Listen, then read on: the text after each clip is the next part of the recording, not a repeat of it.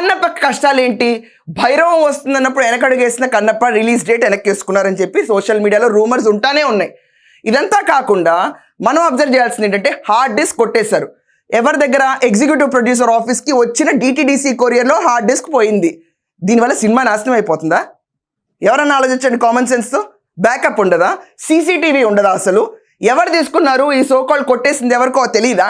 Very basic common sense ఉన్న questions కూడా rise అవ్వా? ఇలా నట్లుగా వెళ్తున్నాయి సినిమాకి. మంచు విష్ణు కొత్త కమెంట్లు కూడా యాడ్ చేస్తాడు.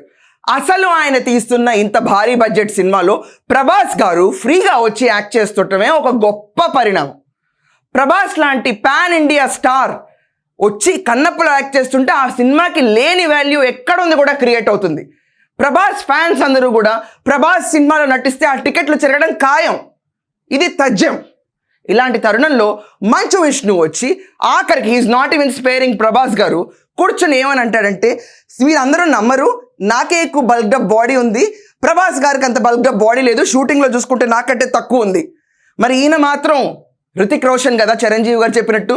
సో ఈయన బల్క్డప్ బాడీ ముందు ప్రభాస్ గారు బల్క్డప్ బాడీ కనిపించలేదంట. ఇది ఒక రకమైన స్లాంగ్.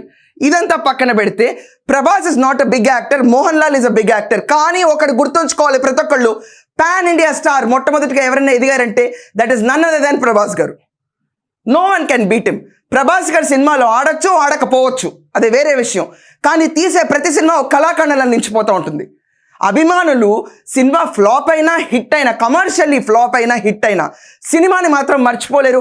అభిమానులు కానాళ్ళు కూడా ప్రభాస్కి అభిమానులు అవుతారని సినిమాని చూస్తే.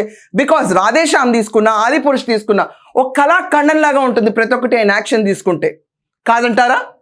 అలాంటి ప్రభాస్ గారి గురించి మంచు విష్ణు ఇలాంటి డైలాగ్స్ వేయటం. వినికిడి రూమర్ల కింద ఉన్న వార్త ఏంటంటే అసలు హార్డ్ డిస్క్ అనేది ఒక డ్రామా, హార్డ్ డిస్క్ పోలేదు.